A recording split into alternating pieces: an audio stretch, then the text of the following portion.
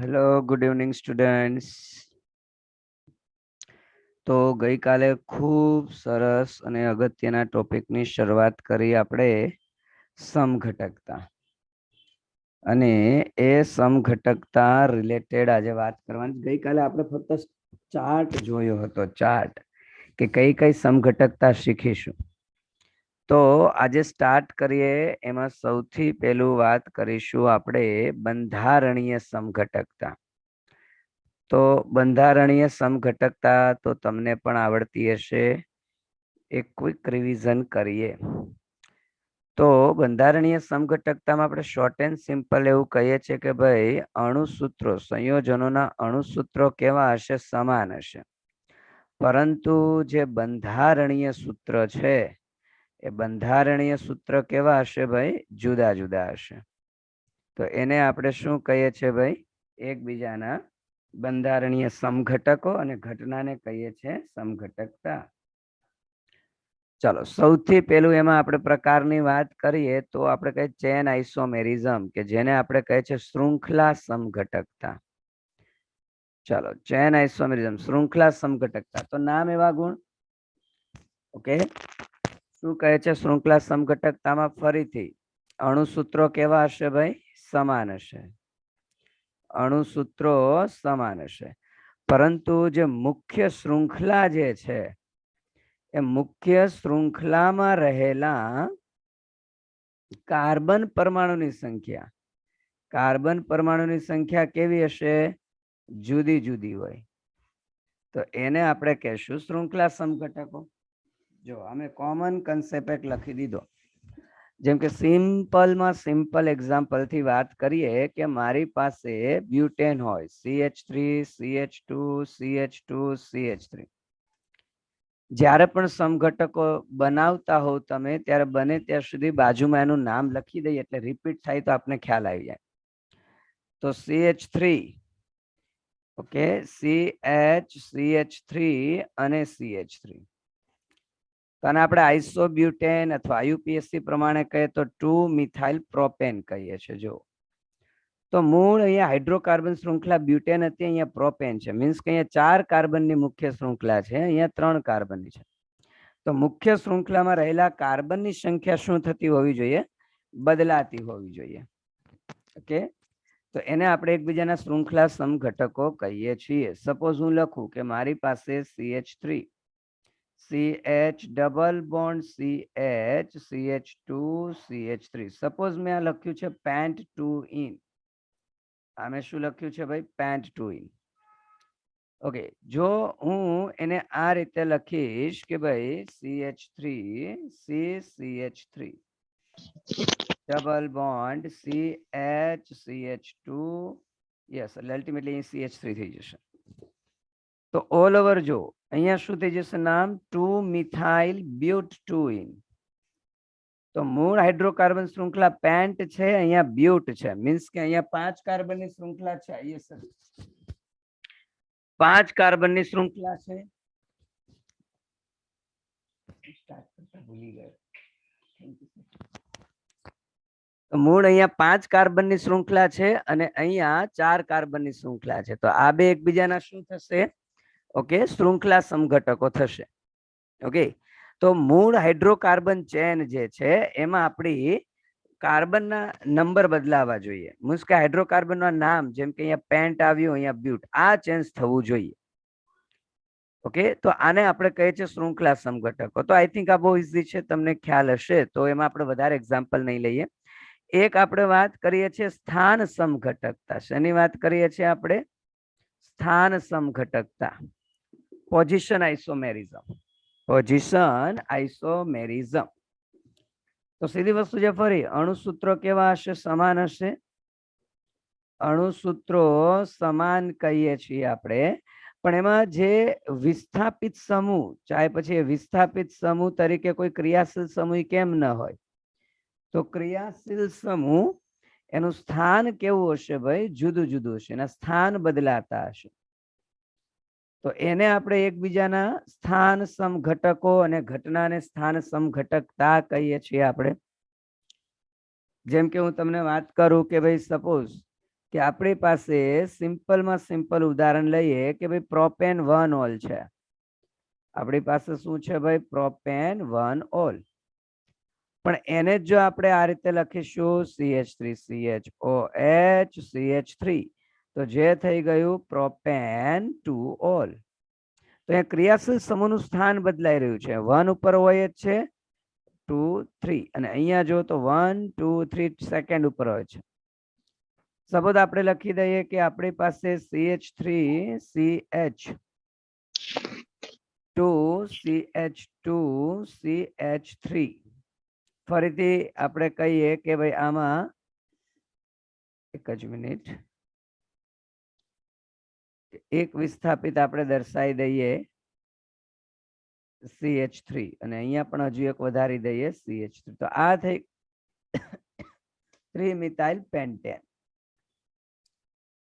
કે 3 methyl pentane. પણ જો આને જ આપણે આ રીતે લખ્યું હોત CH3 CH CH3 CH2 CH2 CH3 તો આ થઈ ગયું 2 મિથાઇલ પેન્ટેન. તો જોજો અહીંયા પેન્ટેન નું પેન્ટેન જ છે એટલે હાઇડ્રોકાર્બન ચેન તો મુખ્યત્વે 5 કાર્બનની જ રહે છે. ઓકે, એટલે આ શૃંખલા સમઘટક નહીં બને, પણ અહીંયા જે વિસ્થાપિત છે એનું સ્થાન બદલાઈ રહ્યું છે. તો આ બે એકબીજાના શું કહેશું આપણે? સ્થાન સમઘટકો કહીશું. ચાલો આનો સ્ક્રીનશોટ લઈ લો, પછી આગળ વાત કરીએ.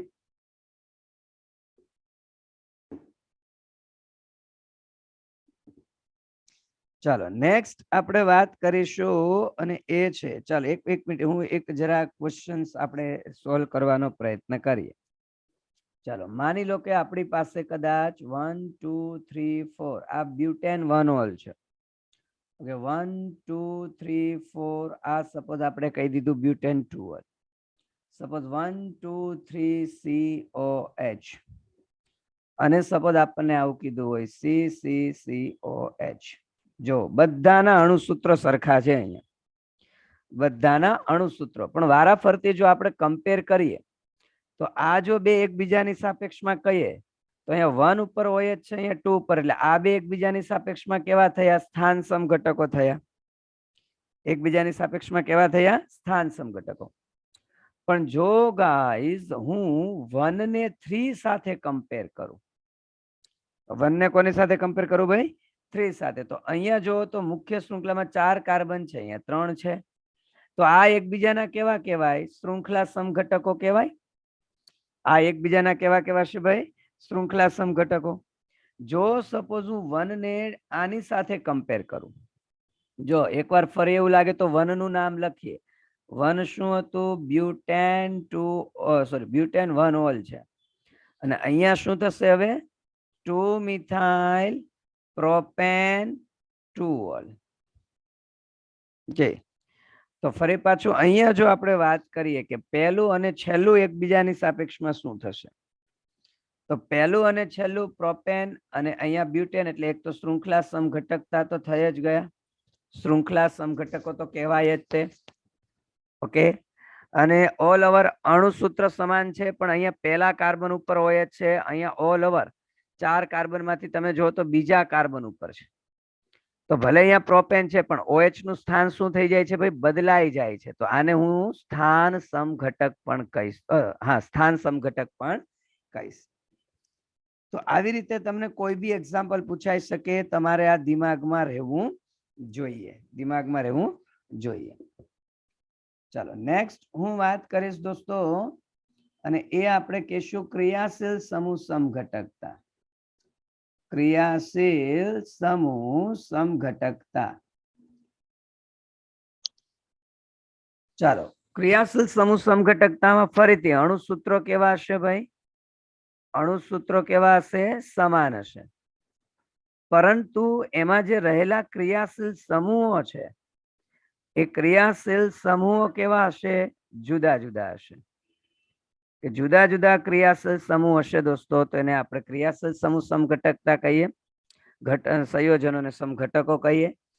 તો ઉદાહરણ ઘણા બધા આપી શકાય, જેમ કે પેલા નોર્મલ એક્ઝામ્પલ ની આપણે વાત કરીએ. સૌથી સાદામાં સાદું એક્ઝામ્પલ આલ્કોહોલ અને ઈથર. આલ્કોહોલ અને ઈથર એકબીજાના કેવા કહેવાય? ક્રિયાશીલ સમૂહ સમઘટકો. કારણ કે બેયના સામાન્ય સૂત્ર સમાન થાય. સપોઝ આપણે વાત કરીએ સિમ્પલ ઉદાહરણ, મારી પાસે ઇથેનોલ છે અને એ જ વસ્તુ જો હું ઈથરમાં લઉં તો એ થયો ડાયમિથાઇલ ઈથર. તો બંનેના અણુસૂત્ર સરખા, પણ અહીંયા ક્રિયાશીલ સમૂહ તરીકે આલ્કોહોલ છે, અહીંયા ઈથર છે.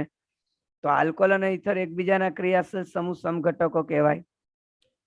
ઓકે, એવી રીતે જો વાત કરીએ તો કે ભાઈ કાર્બોક્સિલિક એસિડ અને એસ્ટર, કાર્બોક્સિલિક એસિડ અને એસ્ટર. સપોઝ આપણે વાત કરીએ કે CH3 CH2 COOH, મારી પાસે પ્રોપેનોઇક એસિડ હોય, પણ જો એને આપણે આ રીતે લખી દઈએ તો ફરી જો બંનેમાં 3 કાર્બન, બંનેમાં હાઇડ્રોજન 6, બંનેમાં ઓક્સિજન 2. તો કાર્બોક્સિલિક એસિડ અને એસ્ટર બંનેના અણુસૂત્ર સમાન બને, પણ ક્રિયાશીલ સમૂહ કેવા બને છે? જુદા જુદા. તેને પણ એકબીજાના ક્રિયાશીલ સમૂહ સમઘટકો કહેવાય.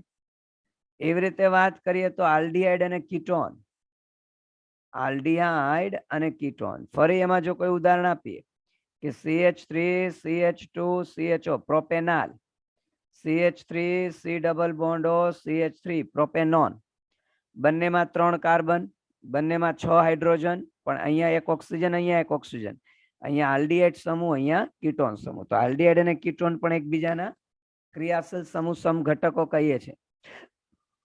સેમ ટુ સેમ જો હજી વાત કરીએ કે આપણી પાસે ડાઇન્સ હોય, ડાઇન સંયોજનો અને આલ્કાઇન સંયોજનો. તો ડાઇન અને આલ્કાઇન્સ, બહુવચન કહીએ તો આલ્કાઇન્સ.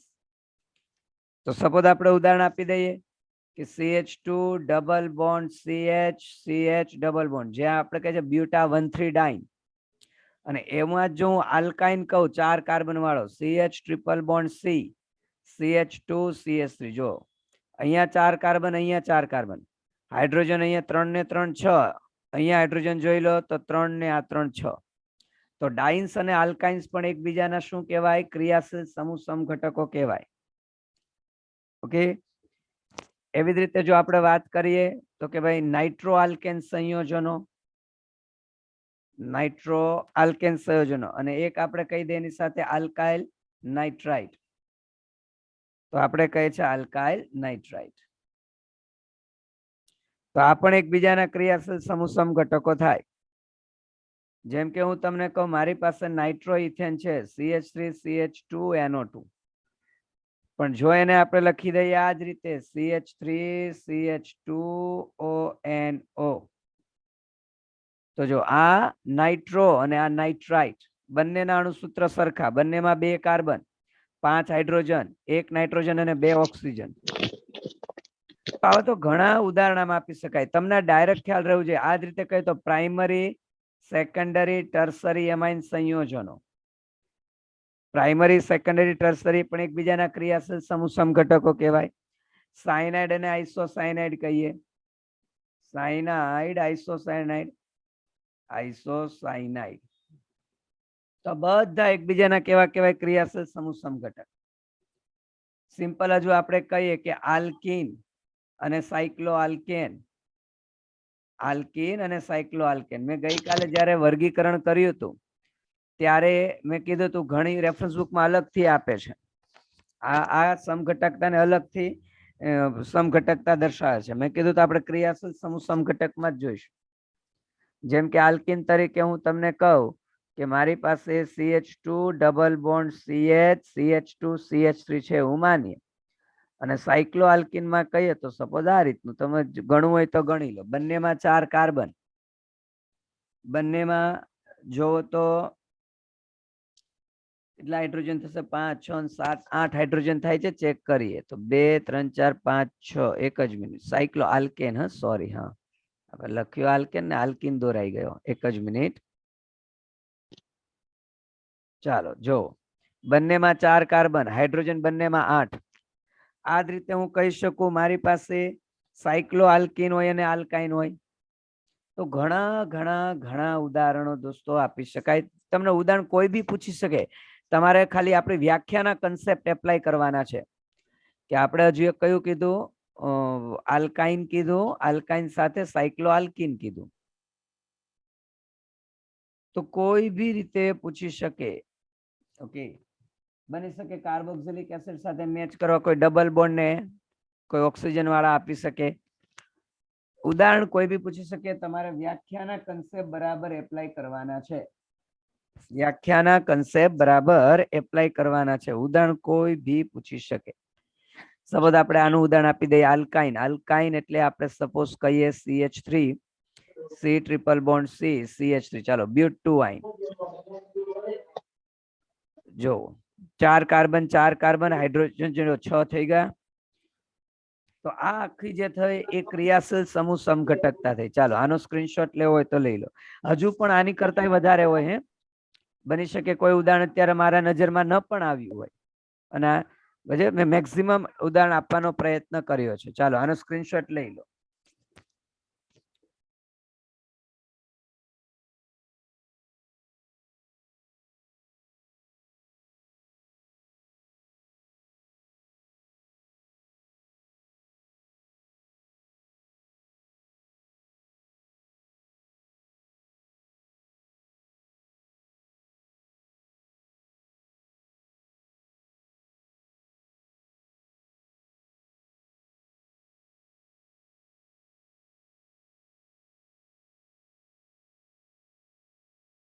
ચાલો તો નેક્સ્ટ આપણે વાત કરીએ છીએ ચોથી સમઘટકતા, જેને આપણે કહીએ છીએ મેટામેરિઝમ. શું કહે છે ભાઈ આપણે? મેટામેરિઝમ. તો આ પણ એક અગત્યના MCQ માટે અગત્યની સમઘટકતા છે. તો એની વ્યાખ્યામાં આપણે શું કહીએ છીએ કે ભાઈ એના અણુસૂત્રો કેવા હશે ભાઈ? સમાન.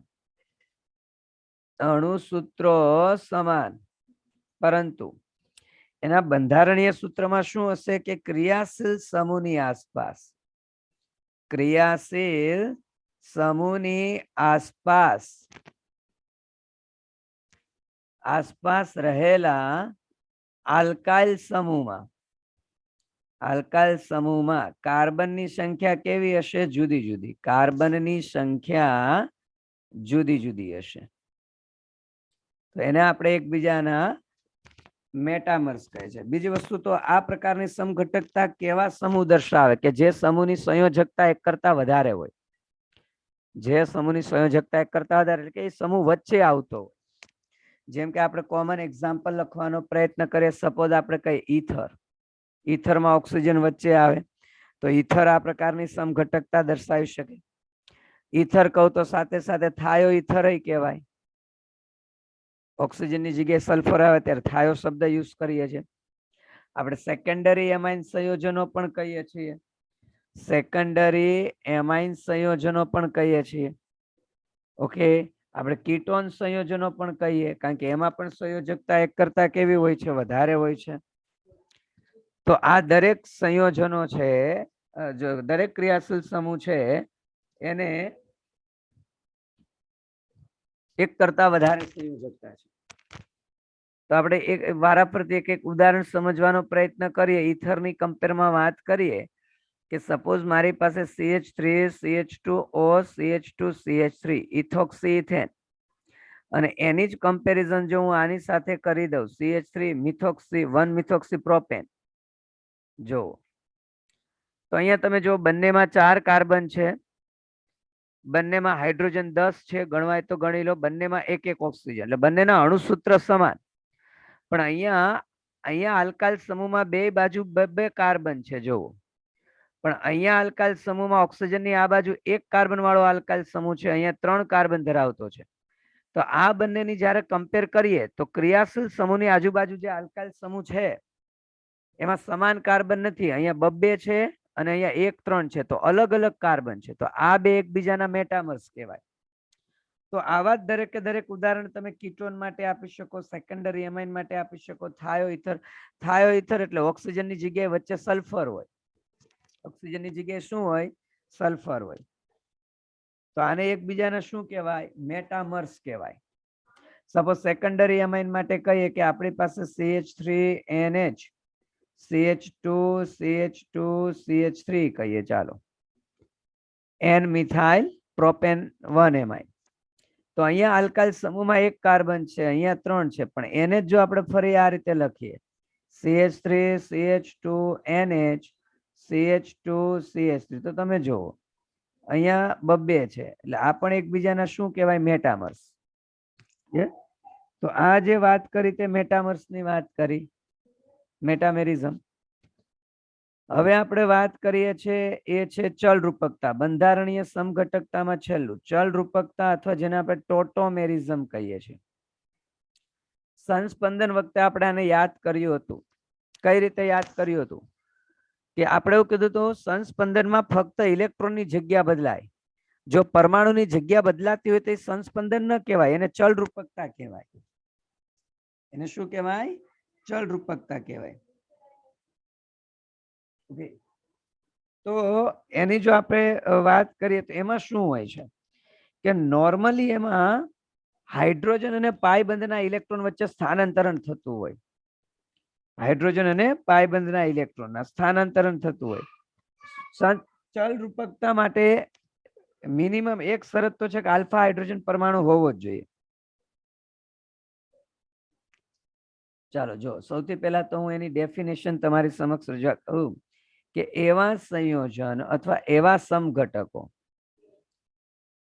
સમઘટકો કે કઈ રીતે મળેલા હોય કે જે અણુસૂત્રની દ્રષ્ટિએ એક જ, અણુસૂત્રની દ્રષ્ટિએ તો એ લોકો કેવા હોય છે? સમાન હોય છે, પરંતુ તેમાં પરમાણુ નોર્મલી એમાં હાઇડ્રોજન પરમાણુ આપણે કહીએ છીએ. હાઇડ્રોજન પરમાણુનું નોર્મલી એમાં આપણે સ્થાન બદલીએ છીએ કે પરંતુ તેમાં હાઇડ્રોજન પરમાણુ અને પાઈ બંધના સ્થાનના ફેરફારથી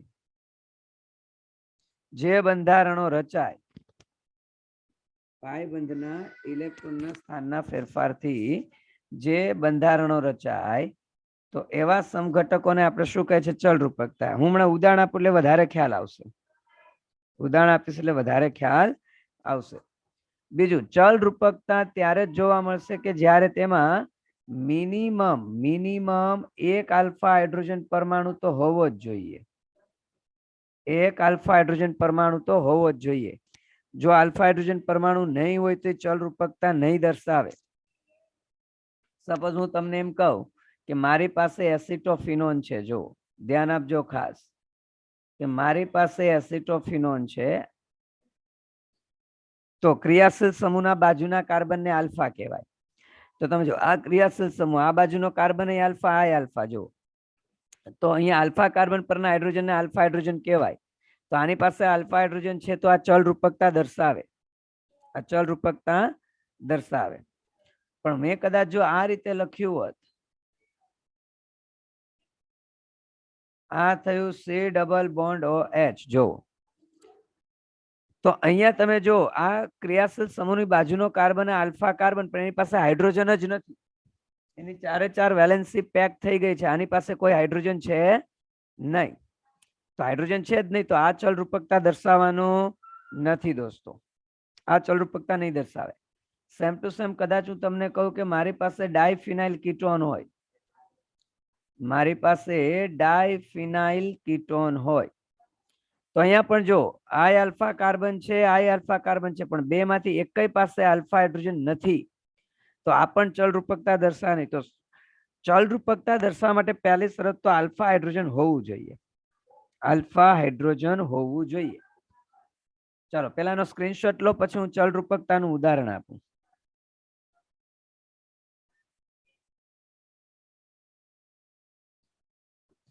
ચાલો તમે સ્ક્રીનશોટ લઈ લીધો હશે. ઓકે, પેલા આપણે એક ઉદાહરણ સમજીએ કે સપોઝ મારી પાસે એક સિમ્પલ ઉદાહરણથી સ્ટાર્ટ કરીએ કે ભાઈ મારી પાસે કોઈ એસિટોન છે. મારી પાસે શું છે? એસિટોન. તો આપણે સિમ્પલ એવું યાદ રાખીએ એક હાથ સે લો, એક હાથ સે દો, કે માની લો કે આ કાર્બન પોતાનો હાઇડ્રોજન આને આપશે એટલે આ પાઈ બંધનો ઇલેક્ટ્રોન અહીંયા જશે એટલે એ શું બની જશે? જો CH3 C double bond CH2 અને અહીંયા થશે OH. જો તો અહીંયા ફંક્શનલ ગ્રુપ તરીકે કીટોન સમૂહ છે. અહીંયા આલ્કિન અને આલ્કોહોલ એટલે ઇન પ્લસ ઓલ એટલે આને ઇનોલ સ્વરૂપ કહેવાય. એને એટલે આ ચલ રૂપકતાને કીટો ઇનોલ ચલ રૂપકતા કહેવાય. શું કહેવાય? કીટો ઇનોલ ચલ રૂપકતા કહેવાય દોસ્તો. કેટો ઇનોલ ચલ રૂપકતા કહેવાય. આવી ચલ રૂપકતામાં નો ડાઉટ નાઇટ્રોસો અને ઓક્ઝાઇમ પ્રકારની પણ કહેવાય. જેમ કે હું તમને વાત કરું કે સપોઝ મારી પાસે આ રીતનું હોય, જોજો ધ્યાન આપજો, કોઈ બી રીતે પૂછે કે પરમાણુનું સ્થાન બદલાય પાયબંધ સાથે, મેં વ્યાખ્યામાં જ કહી દીધું હાઇડ્રોજન પરમાણુનું સ્થાન પાયબંધ સાથે બદલાતું હોય તો શું થશે? માનો કે આ પાયબંધના ઇલેક્ટ્રોન અહીંયા આવશે તો આ ઓક્સિજન છે તે હાઇડ્રોજનને ક્યાં મોકલે? નાઇટ્રોજન પર.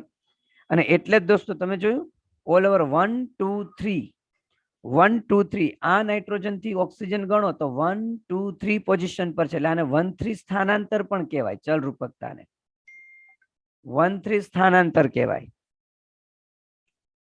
તો એ શું બની જશે? જો એ આ ટાઈપનું બની જશે કે અહીંયા થઈ જશે NH અને અહીંયા થઈ જશે N ડબલ બોન્ડો. તો ઓક્ઝાઇમ નાઇટ્રોસો પ્રકારની ચલ રૂપકતા કહી શકાય. સપોઝ હું હજુ એક એવું એક્ઝામ્પલ આપું કે મારી પાસે કોમનલી કે માની લો નાઇટ્રો ગ્રુપ છે, આ થયું આપણી પાસે નાઇટ્રો ગ્રુપ, નાઇટ્રો આલ્કેટ. તો ફરી જોઈ શકો કે આ પાયબંધનું ઇલેક્ટ્રોન અહીંયા આવે તો આ કાર્બન પોતાનો હાઇડ્રોજન અહીંયા આપે એટલે પોતે કેમાં કન્વર્ટ થઈ જશે? તો અહીંયા થઈ ગયું RCH, અહીંયા ડબલ બોન્ડ, N પર તો ઓક્સિજન છે જ, અહીંયા થઈ ગયો OH. જોવો તો 100 વાતની એક વાત, હાઇડ્રોજન અથવા પરમાણુ સાથે પાયબંધના ઇલેક્ટ્રોન નું જો અદલા બદલી થતું હોય, 1 3 સ્થાનાંતર થતું હોય તો એ ચલ રૂપકતા કહેવાય. હજુ કદાચ એક ઉદાહરણ આપીએ કે HOC ટ્રિપલ બોન્ડ N, જેને આપણે કહીએ છીએ સાયનિક એસિડ, એને શું કહે છે? સાયનિક એસિડ. તો માનો કે આ ડબલ બોન્ડ જો અહીંયા જાય તો ઓક્સિજન પરનો હાઇડ્રોજન નાઇટ્રોજન પર ચાલ્યો જાય તો એ શું બનાવશે? ઓક્સિજન સાથે double bond carbon, double bond NH. જો તો ઉપરનું સાયનિક એસિડ હતું તો આને આઇસોસાયનિક એસિડ કહેવાય. આ સાયનિક એસિડ છે તો આને શું કહેવાય? આઇસોસાયનિક એસિડ કહેવાય. આઇસોસાયનિક એસિડ. ઓકે, તો ઓલ ઓવર બધા ઉદાહરણમાં આપણે શું કર્યું? બધા ઉદાહરણમાં આપણે નોર્મલી હાઇડ્રોજનનું પાયબંધ સાથે અથવા પાયબંધના ઇલેક્ટ્રોન સાથે અદલા બદલી કરી, એક હાથ સે લો એક હાથ સે દો. તો જ્યારે ચલ રૂપકતામાં આવું દેખાતું, સમઘટકતામાં આવું દેખાતું તો એવી સમઘટકતાને આપણે ટોટોમેરિઝમ અથવા ચલ રૂપકતા કહીએ છીએ, જેને આપણે 1 3 સ્થાનાંતર આવું નામ પણ કહી દીધું છે. બીજું, ચલ રૂપકતા જ્યારે કીટો ઇનોલ પ્રકારની હોય તો નો ડાઉટ મોસ્ટલી કીટો સ્વરૂપ જ વધારે સ્થાયી હોય છે.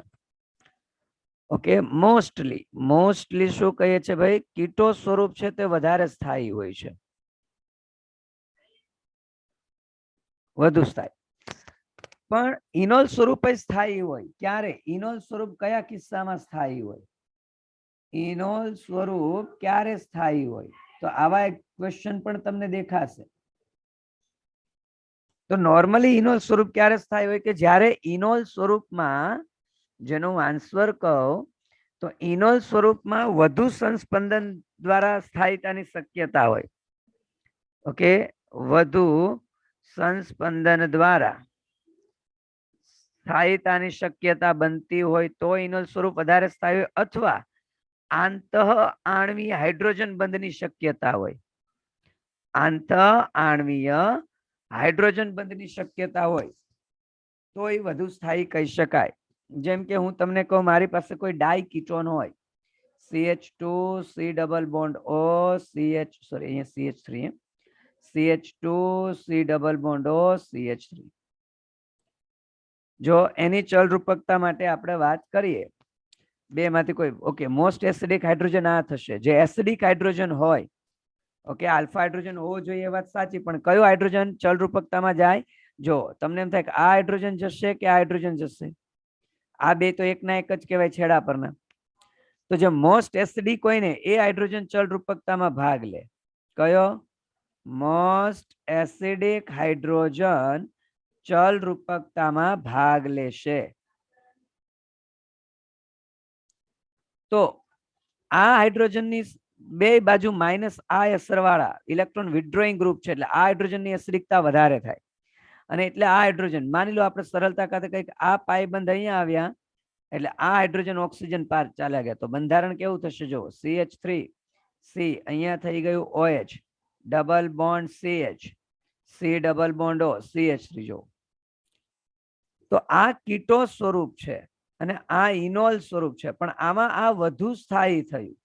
આપણે આનો આન્સર અહીંયા છે, કારણ કે અહીંયા આંતઃ આણ્વીય હાઇડ્રોજન બંધની પોસિબિલિટી છે. OH અને ઓક્સિજન વચ્ચે શું છે ભાઈ? આંતઃ આણ્વીય હાઇડ્રોજન બંધ છે.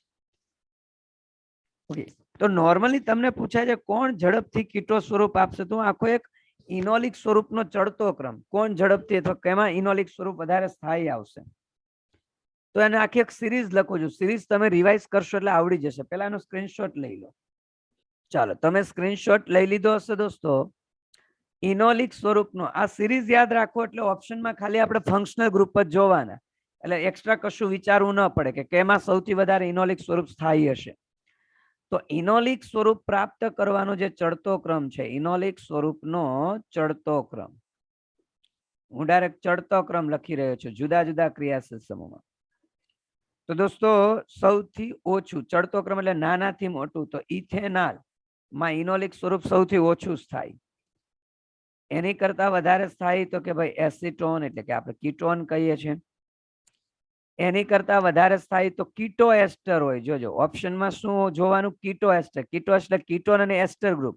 જેમ કે હું તમને એનું એક ઉદાહરણ આપું કે સપોઝ મારી પાસે CH3 C double bond O CH2 અને C ડબલ O અને આ બાજુ કોઈ બી આલ્કાઇલ સમૂહ હોય, એટલે માનો કે મિથાઇલ ઇથાઇલ કોઈ બી, માનો C2H5 જો, તો કીટો એસ્ટર. એની કરતા જો કીટો એસ્ટર ફરી કહીએ, પણ કેવો કીટો એસ્ટર કે જે ફિનાઇલ સમૂહ ધરાવતો હોય. કેવો સમૂહ ધરાવતો હોય? ફિનાઇલ. કે ભાઈ એટલે હું એવું લખું કે ફિનાઇલ સમૂહ ધરાવતો કીટો એસ્ટર. જેમ કે હું તમને એનું ઉદાહરણ આપું કે માની લો અમારી પાસે benzene ring C double bond O CH2 C double bond O C2H5 જો, તો ફિનાઇલ સમૂહ ધરાવતા કીટો એસ્ટરમાં ઇનોલિક સ્વરૂપ વધારે સ્થાયી હોય સાદા કીટો એસ્ટર કરતા. એની કરતા વધારે ડાયાલ મીન્સ કે બે વખત આલ્ડીહાઇડ હોય, આલ્ડીહાઇડ હોય તો બને ત્યાં સુધી છેડે જ હોય. તો કઈ રીતે લખીએ? જેમ કે CHO CH2 CH2 CHO જો, તો આ ડાયાલ પ્રકારનું થઈ ગયું. તો એમાં ઇનોલિક સ્વરૂપ વધારે થાય. એની કરતા વધારે કહીએ તો કીટો આલ્ડીહાઇડ. તો આપેલા ઓપ્શનમાં આપણે ખાલી, તમને તો આવા ઓપ્શન આપેલા હશે જે આવા અણુ લખેલા છે તે, તો એમાં આપણે કન્સેપ્ટ ખાલી વિચારવાનો. કીટો એસ્ટર છે, ફિનાઇલ સમૂહ વાળો છે, ડાયાલ છે, કીટો આલ્ડીહાઇડ છે, કોણ છે? હજુ આપણે લખીએ છીએ. ચલો, કીટો આલ્ડીહાઇડ એટલે શું હોય કે એમાં કીટોન સમૂહ પણ હશે. જેમ કે જો CH3 C double bond O એટલે કીટોન સમૂહ આવી ગયો. CH2 CHO જો, તો આ કીટો આલ્ડીહાઇડ થયો. એની કરતા વધારે સ્થાયી કહે તો ડાયકીટોન. ડાયકીટોન જે હમણાં જ આપણે એકાદ પેલું હમણાં ઉદાહરણ મેં સમજાવ્યું આ રીતનું. તો ડાયકીટોનમાં ઇનોલિક સ્વરૂપ વધારે સ્થાયી હોય કારણ કે આંતઃ આણ્વીય હાઇડ્રોજન બંધ. હવે ડાયકીટોનમાં તમને જુદા જુદા પૂછે. જો માની લો તમને આવું પૂછ્યું, અહીંયા OCH3 methoxy OCH3 methoxy group છે અને સપોઝ આ બાજુ ડાયકીટોન હોય C double O CH2 C double O CH3, તો સાદા ડાયકીટોન કરતા OCH3 તો ઇલેક્ટ્રોન ડોનેટિંગ ગ્રુપ છે +M અસર વાળું. એની કરતા જો વધારે કહીએ તો ફિનાઇલ ગ્રુપ વાળો ખરો પણ કોઈ પણ ગ્રુપ ન હોય તે. તો suppose C double O CH2 C double O CH3.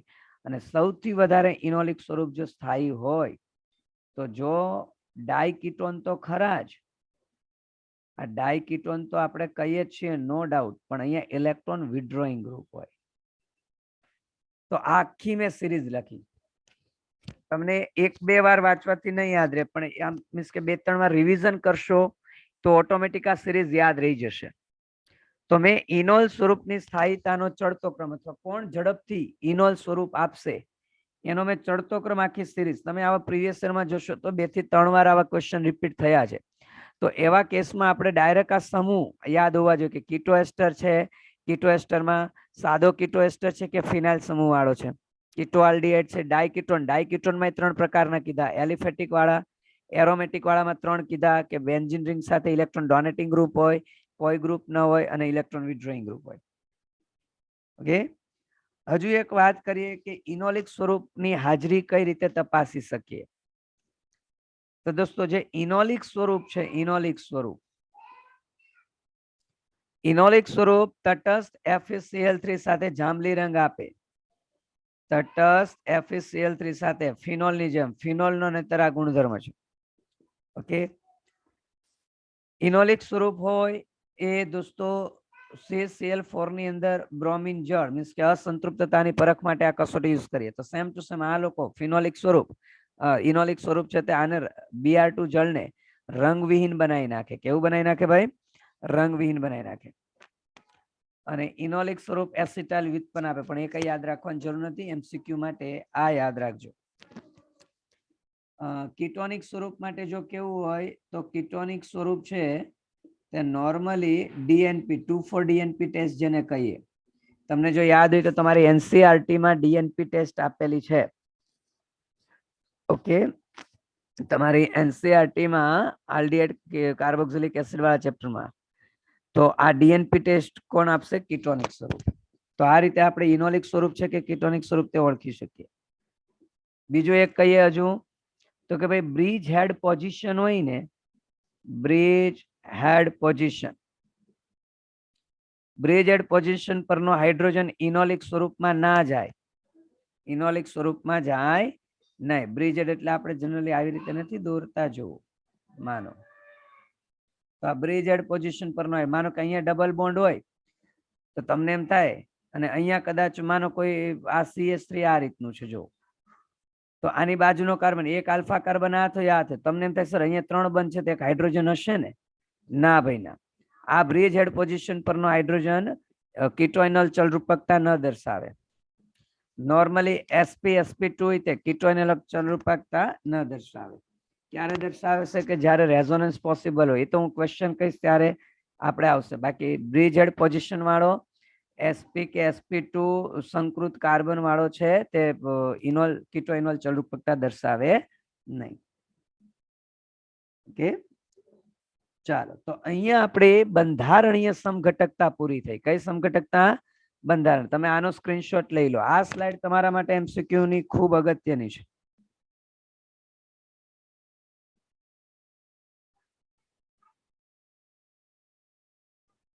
ચાલો, હવે આપણે ગઈકાલે જે વર્ગીકરણ જોયું હતું એ પ્રમાણે બીજું વર્ગીકરણ આવ્યા આપણે અવકાશીય સમઘટકતા. આપણે આવ્યા છીએ અવકાશીય સમઘટકતા, કે જેમાં આપણે ગઈકાલે પણ વ્યાખ્યા આપી કે ભાઈ શું કહેશું કે અણુસૂત્રો નો ડાઉટ સમાન હશે. અણુસૂત્રો કેવા હશે? સમાન. પરંતુ આપણે એવું કીધેલું હતું પરમાણુ કે પરમાણુ સમૂહ, પરમાણુ કે પરમાણુ સમૂહની અવકાશીય ગોઠવણી જુદી જુદી હોય. અવકાશીય ગોઠવણી કેવી હોય? જુદી જુદી હોય. તો એવા સંયોજનો, એવા કમ્પાઉન્ડ્સ એકબીજાના અવકાશીય સમઘટકો કહે છે. ઓકે, એમાં આપણે વાત કરી હતી કે એક સહરૂપીય સમઘટકો આવે, એક વિન્યાસી સમઘટકો આવે. તો એમાં આપણે પહેલું વિન્યાસી સમઘટક, બસ અલ્ટિમેટલી આ વિન્યાસી સમઘટકની જ વ્યાખ્યા કહી શકીએ. અને વિન્યાસીમાં પણ બે ભાગ પાડ્યા હતા, એક ભૌમિતિક સમઘટકતા અને એક પ્રકાશીય. તો એમાં પહેલું આપણે વાત કરીએ ભૌમિતિક સમઘટકતા. ચાલો, તો ભૌમિતિક સમઘટકતા. તો પહેલી વસ્તુ ભૌમિતિક સમઘટકતા ક્યાં જોવા મળશે? તો નોર્મલી આપણે કહે છે દ્વિબંધ ધરાવતા સમતલીય સંયોજનો. નોર્મલી આપણે એવું કહીએ છીએ કે દ્વિબંધ ધરાવતા સમતલીય સંયોજનો. દ્વિબંધ ધરાવતા સમતલીય સંયોજનો. ચલો એક સિમ્પલ થી આપણે વાત કરીશું. સિસ, ટ્રાન્સ, ઈ, ઝેડ, સીન, એન્ટી. ઓકે, આ બધું ક્યારે લાગુ પડે જોઈએ જરા. તો સાદી ભૌમિતિક સમઘટકતા તો તમે પણ જાણતા જશો. સિસ ટ્રાન્સ ખાલી એક રિવિઝન કરી લઈએ કે સપોઝ મારી પાસે આ એ કોઈ ફંક્શનલ ગ્રુપ છે, બી બીજો કોઈ ફંક્શનલ ગ્રુપ છે, કે સમાન સમૂહો સમાન સમૂહો દ્વિબંધ ધરાવતા કાર્બનની એક જ બાજુએ આવેલા હોય તો અહીંથી આપણે જોઈ શકીએ છીએ. તો આને આપણે કહીએ છીએ સીસ. સપોઝ એને જ આપણે આ રીતે લખીએ છીએ એ જો સમાન સમૂહ દ્વિબંધ ધરાવતા કાર્બનની વિકર્ણ પોઝિશન ઓપોઝિટ પોઝિશનમાં હોય તો એને આપણે કહીએ છીએ ટ્રાન્સ.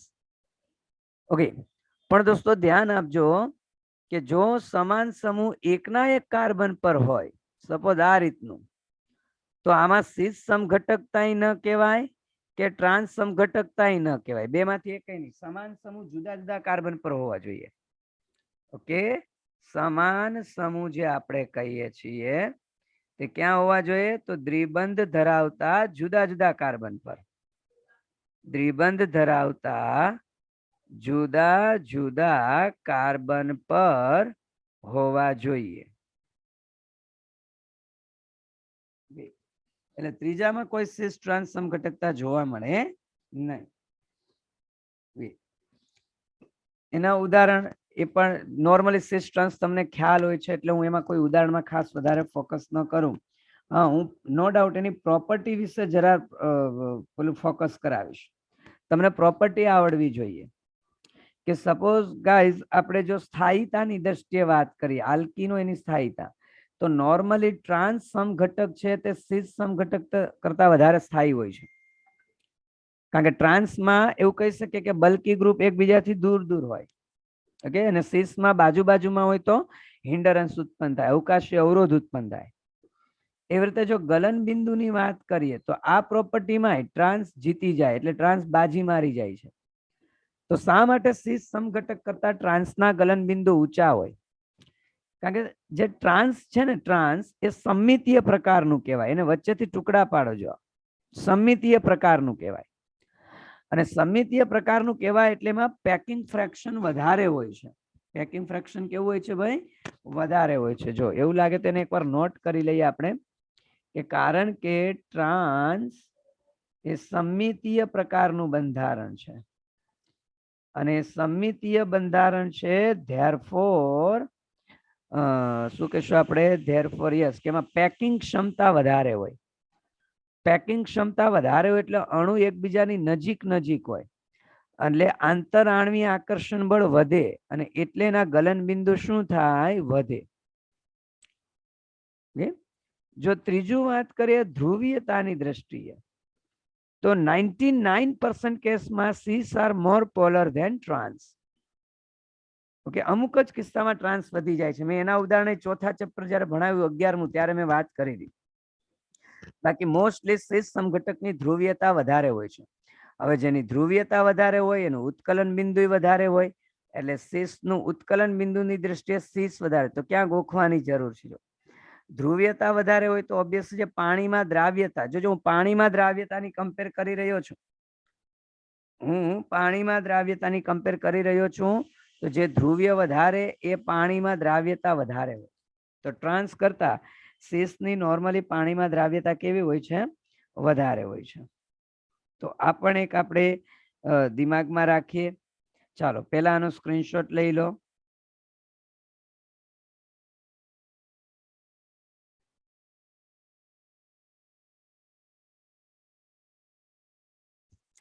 ચાલો તમે આનો સ્ક્રીનશોટ લઈ ચૂક્યા હશો. ચાલો નોર્મલી મેં કીધું સિસ ટ્રાન્સ તમને ખબર છે છતાં ખાલી તસલ્લી ખાતર આપણે ઉદાહરણ આપીએ કે સપોઝ આપણે આ રીતે લખીએ છીએ તો તમે સમજી શકો છો આ સિસ આઇસોમર છે.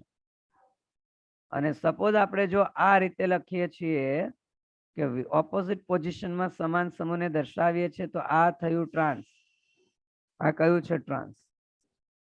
ચલો એવા જ જો કેટલાક એક્સ્ટ્રા ઉદાહરણ કહીએ કે ભાઈ સપોઝ આપણે આ રીતે, નો ડાઉટ સિમ્પલ જ છે આ, તો સપોઝ આપણે કહીએ છીએ આ એક OH અહીંયા OH. સપોઝ અહીંયા આપણે વાત કરીએ OH OH અને સપોઝ હજી એક આપણે વાત કરી દઈએ OH OH. તો સીધી વસ્તુ છે જે ડાર્ક બોન્ડ છે, ડેશ બોન્ડ, ડાર્ક બોન્ડ એ સમતલની આગળનો બંધ સૂચવે છે, ડોટેડ બોન્ડ છે ઓકે, એ આપણે સમતલની પાછળનો બંધ કહીએ છીએ.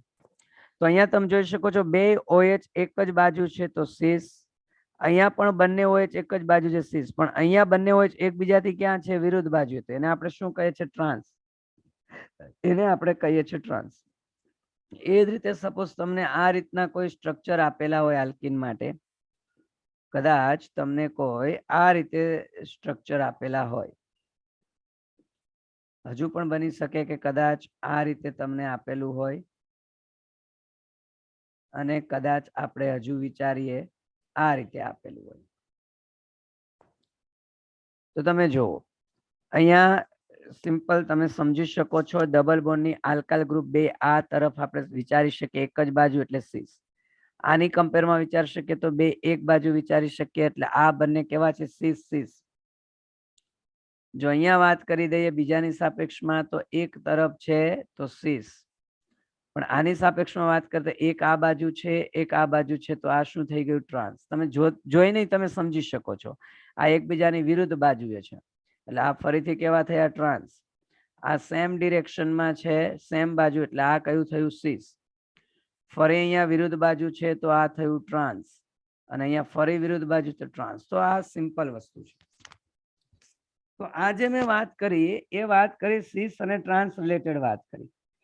ઓકે, પણ દોસ્તો ઘણીવાર જરૂરી નથી કે બંને કાર્બન પર સમાન સમૂહ હોય. બની શકે કે જુદા જુદા ચારેય સમૂહ જુદા જુદા હોય, તો એવા કિસ્સામાં આપણે ઈ અને ઝેડ નોમેનક્લેચર યુઝ કરીએ છીએ. કયું યુઝ કરીએ છીએ આપણે? ઈ અને ઝેડ નોમેનક્લેચર યુઝ કરીએ છીએ. ઈ એટલે કેવું હોય તો એન્ટીજન કહેવાય એને. જો કે આ નામ તો તમને ખાસ ખ્યાલ મીન્સ કે યાદ ન રાખો તો ચાલે. એન્ટીજન એનો ગુજરાતી મતલબ થાય છે વિરુદ્ધ. ઓકે, અને એક આપણે ઝેડ કહે છે ઝુસામેન. શું કહે છે આપણે? ઝુસામેન. તો એનો મતલબ થાય છે સમાન. ઓકે, બહુ શોર્ટ એન્ડ સિમ્પલ વાત કરું તો આ એક પ્રકારનું સીસ આપણે યાદ રાખી શકીએ અને આ એક પ્રકારનું શું છે? ટ્રાન્સ યાદ રાખી. સોરી, ઉલટું લખાઈ ગયું મારી કીધે, માફ કરજો. આપણે શું કહીએ છીએ? આ એક પ્રકારનું ટ્રાન્સ થયું, વિરુદ્ધ એટલે ટ્રાન્સ, અને સેમ બાજુ એટલે આપણે કહીએ છીએ સીસ થયું. અને સ્ટુડન્ટ્સ આ ઘણીવાર ભૂલી જાય છે, પણ સિમ્પલ તમને કહું, જો કે આવું કઈ ન કહેવાય, પણ જો સિમ્પલ જ છે કે આમાં દરેક એક જ બાજુએ છે આ ત્રણેય ડેશ. જો તો એક બાજુ તો સીસ તો વિરુદ્ધ લઈએ છીએ આપણે, ટ્રાન્સ. અને અહીંયા જો ઝેડ માં વિરુદ્ધ બાજુ છે તો વિરુદ્ધ તો ટ્રાન્સ કહેવાય, પણ આપણે ઊંધું લેવાનું છે તો ટ્રાન્સ નું સીસ. આવી રીતે યાદ રાખશો તો ભૂલાઈ ગયું છે તો આ રીતે ઇમેજિન વિચારીને તમે લખી શકશો. તો એના માટે જે કહાન, ઇનગોલ્ડ અને પ્રિલોગ, કહાન, ઇનગોલ્ડ અને પ્રિલોગ જે CIP રૂલ્સ કહીએ આપણે, R અને S નક્કી કરવા માટે જે CIP રૂલ્સ યુઝ કરીએ એ જ રૂલ્સ અહીંયા વાપરવાના. કઈ રીતે? જો સમજો કે ભાઈ મારી પાસે કદાચ આ રીતનું છે કે અહીંયા OH છે, સપોઝ અહીંયા CH3 છે, સપોઝ અહીંયા H છે, સપોઝ અહીંયા Cl છે. તો જ્યારે ચારેય સમૂહ અલગ અલગ હોય તો દ્વિબંધ ધરાવતા કાર્બનને જોડાયેલો જે પહેલો સમૂહ છે, પહેલો પરમાણુ, એના પરમાણુ ક્રમાંક પરથી નક્કી કરવાનું. બધા રૂલ્સ આપણે RS નોમેનક્લેચર નક્કી કરીએ ને એ જે કહાન, ઇનગોલ્ડ, પ્રિલોગના છે એ જ બેઠા રૂલ્સ. પહેલો પરમાણુ સમાન હોય તો બીજો જોવાનો, બીજો સમાન હોય તો ત્રીજો.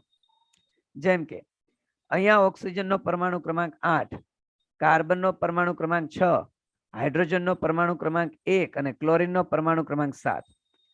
તો આ કાર્બનને જોડાયેલા બંને ગ્રુપમાંથી આ મોર પ્રાયોરિટી વાળો કહેવાય, કે જેનો પરમાણુ ક્રમાંક ઊંચો એની પ્રાયોરિટી વધારે કહેવાય. તો આ વધુ પ્રાયોરિટી વાળો છે. અને આ બંનેમાં આનો પરમાણુ ક્રમાંક ઊંચો એટલે આની પ્રાયોરિટી વધારે છે. તો બંને કાર્બનમાં તમે જો મોર પ્રાયોરિટી વાળા એક જ બાજુ આવેલા છે. આ એક પ્રકારનું સીસ થયું એટલે આ કયું થયું? ઝેડ ફોર્મ થયું. કયું ફોર્મ થયું? ઝેડ. ઓકે, સપોઝ આપણે કોઈ બીજું ઉદાહરણ લઈએ કે સપોઝ અહીંયા આપણી પાસે CH2 CH3 છે. સપોઝ આપણે કહીએ અહીંયા આપણી પાસે CH3 છે, સપોઝ આપણી પાસે ફ્લોરિન છે, સપોઝ આપણી પાસે NH2 છે. મેં મારી રીતે કોઈ બી ઉદાહરણ લખ્યું. જો તો આને સમજીએ. અહીંયા પરમાણુ ક્રમાંક 6, અહીંયા પરમાણુ ક્રમાંક કેટલો થશે? ફ્લોરિનનો 9. તો જેનો પરમાણુ ક્રમાંક ઊંચો તો તમે જોઈ શકો છો અહીંયા મોર પ્રાયોરિટી છે. અહીંયા પરમાણુ ક્રમાંક 7, અહીંયા પરમાણુ ક્રમાંક 6. ફરી પાછું અહીંયાની મોર પ્રાયોરિટી છે. ઓકે, તો અનાયાસે ફરી પાછું એકનું એક જ થયું, એક બાજુ આવે એટલે સીસ એટલે એક પ્રકારે ઝેડ. ચલો કોઈ ઉદાહરણ આપીએ. સપોઝ આપણી પાસે હોય CH3 C ડબલ બોન્ડ, અહીંયા કદાચ CH2 CH3 કહીએ, અહીંયા કદાચ આપણે કહીએ OH અને કદાચ અહીંયા H લઈ લઈએ. ચાલો આમાં આપણે જો ચેક કરીએ તો અહીંયા આનો પરમાણુ ક્રમાંક 8, આનો 1. તો આ બંનેમાંથી આ કાર્બન પર જે બે પરમાણુ કે સમૂહ છે અહીંયા પરમાણુ ક્રમાંક ઊંચો છે એટલે આ મોર પ્રાયોરિટી વાળો થયો. અહીંયા જો કાર્બનનો પરમાણુ ક્રમાંક 6, અહીંયા 6, પણ આ કાર્બન સાથે બીજો હાઇડ્રોજન છે એનો પરમાણુ ક્રમાંક 1. અહીંયા હાઇડ્રોજન છે પણ પેલા ઊંચા પરમાણુ ક્રમાંક વાળો જો તમે સમજતા છો આ કાર્બન સાથે આ કાર્બન ડાયરેક્ટલી જોડાયેલો છે એટલે અહીંયા 6. તો અહીંયા બીજાનો પરમાણુ ક્રમાંક 1 છે, અહીંયા 6 છે. તો 6 1 6 6 એટલે આની પ્રાયોરિટી વધારે કહેવાય. તો અહીંયા ઊંચી પ્રાયોરિટી વાળા વિરુદ્ધ બાજુ છે, વિરુદ્ધ બાજુ એટલે ટ્રાન્સ, એટલે આ કયા પ્રકારનો થયો? ઈ પ્રકારનો થયો. તો આ રીતે ઈ અને ઝેડ નક્કી કરી શકાય. ટૂંકમાં મોર પ્રાયોરિટી વાળા ક્યાં છે? ચાલો પેલાનો સ્ક્રીનશોટ લો, પછી હજુ એકાદ ઉદાહરણ આપીએ, પછી આપણે આગળ વધીએ.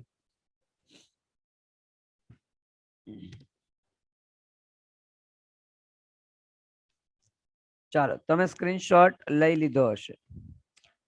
કદાચ માની લો કે તમને કોઈ આવું આપેલું છે કે સી ડબલ બોન્ડ સી, આ સી સાથે કદાચ CH3 આપેલો છે, આની સાથે કદાચ CD3 આપેલો છે, એવું માની લઈએ.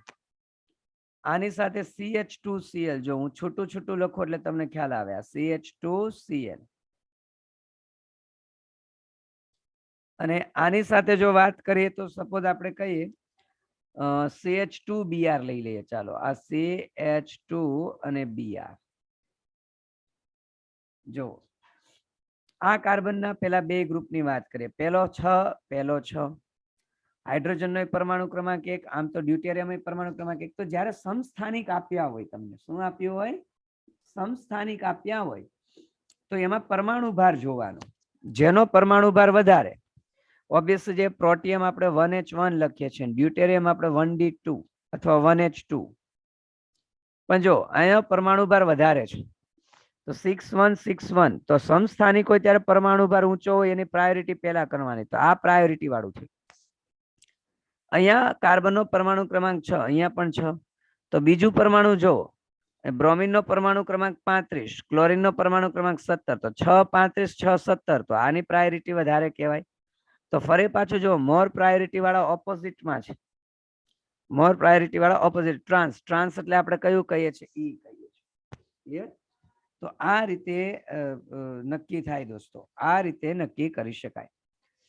નો ડાઉટ હજી પણ ડબલ બોન્ડ વાળા હોય, સપોઝ આ રીતનું હોય સી ડબલ બોન્ડ OH, અહીંયા કદાચ હોય સી ડબલ બોન્ડ OH.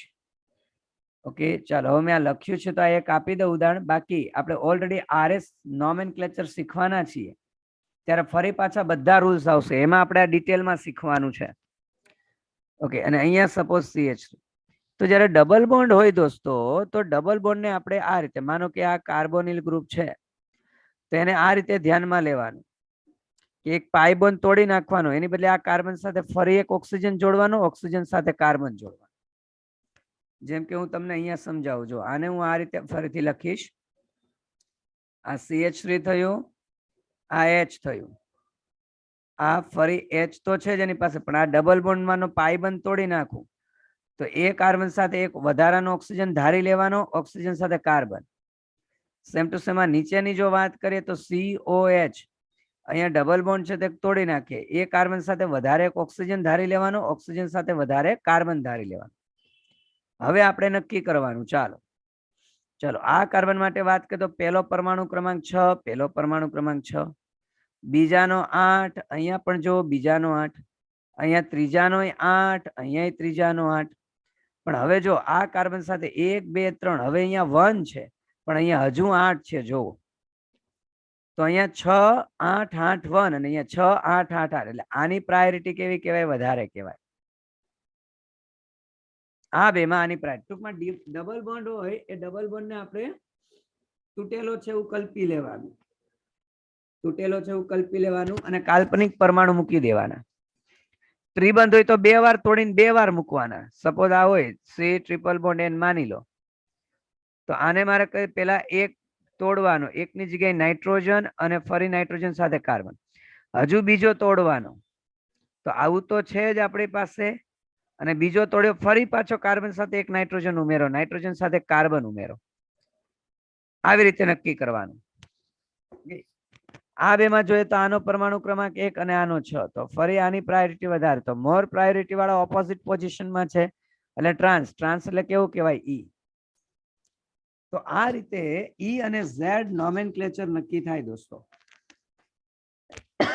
ચાલો તમારે સ્ક્રીનશોટ લેવો હોય તો લઈ લો, સ્ક્રીનશોટ લેવો હોય તો લઈ લો. હજુ આપણે ભૌમિતિક સમઘટકતામાં સીન અને એન્ટી ની વાત કરવાની છે. કોની વાત કરવાની છે ભાઈ? સીન અને એન્ટી ની. કે ખાસ કરીને જ્યારે ઓક્ઝાઇમ પ્રકારના સંયોજનો હોય, ઓક્ઝાઇમ પ્રકારના એટલે નાઇટ્રોજન સાથે OH. ઓકે, માની લો અહીંયા H છે, અહીંયા CH3 છે અને અહીંયા નાઇટ્રોજન પર હજી એક લોન પેર. લોન પેર પોતે એક ફંક્શનલ ગ્રુપ તરીકે કામ કરે એવું માની લેવામાં આવે છે. ઓકે, જો આને જો એક રીતે આમાં લખી શકું, C ડબલ બોન્ડ N, અહીંયા OH, અહીંયા લોન પેર, અહીંયા H અને અહીંયા CH3. તો આ પ્રકારના ઓક્ઝાઇમમાં H અને OH હોય તો ત્યારે H અને OH જોવાના. કે તમે જો C ડબલ બોન્ડ N ની એક જ બાજુએ H અને OH, એટલે આ એક પ્રકારના એક બાજુ એટલે સીન. સીન એટલે એક પ્રકારનો સીસ એવું ધારી શકો, એક જ બાજુએ.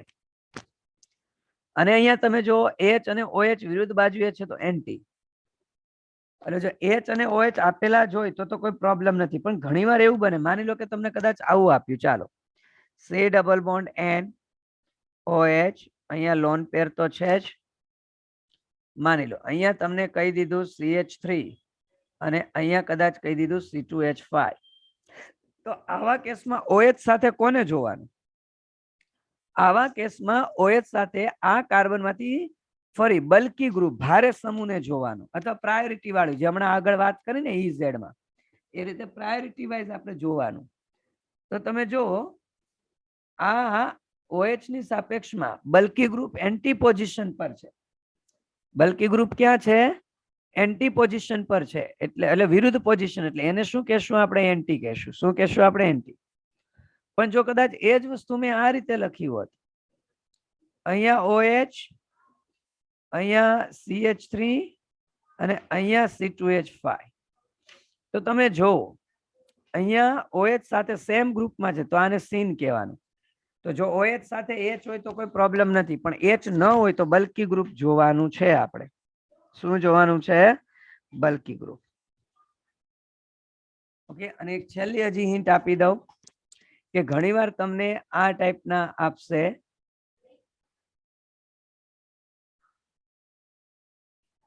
ચાલો સપોઝ તમને આવું આપ્યું હોય AB. ઓકે, આવી રીતનું આપેલું હોય તો આમાં ટૂંકમાં ત્યારે આવે રિંગ. આ જો 1 2 3, આ રિંગ ની બદલે ડબલ બોન્ડ હોય.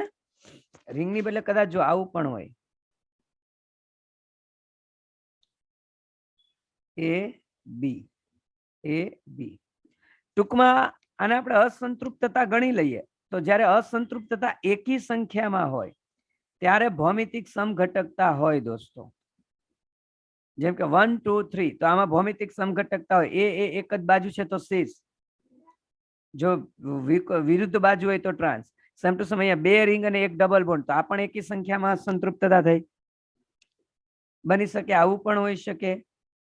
જો AB, જો ફરી 1 2 3, મારે કહેવાનો મતલબ રિંગ અને ડબલ બોન્ડ, ક્યાં તો બધી રિંગ હોય, ક્યાં તો ડબલ બોન્ડ રિંગ બંને હોય, ક્યાં તો ડબલ બોન્ડ હોય. ઓલ ઓવર એ એકી સંખ્યામાં હોય તો ભૌમિતિક સમઘટકતા જોવા મળે. એ બેકી સંખ્યામાં હોય તો આપણે એને પ્રકાશીય કહેશું. બેકી સંખ્યામાં હોય ત્યારે કઈ સમઘટકતા કહેશું આપણે? પ્રકાશીય સમઘટકતા કહેશું. ઓકે, તો આ તમને કામ લાગશે. હજુ મારે આમાં સૂત્રો કેવા છે દોસ્તો?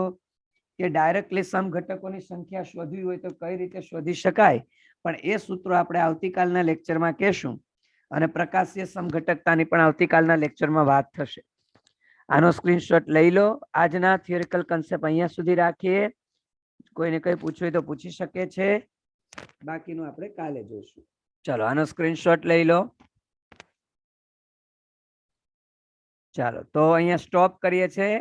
નેક્સ્ટ ટાઈમ મળીશું. Best of luck student.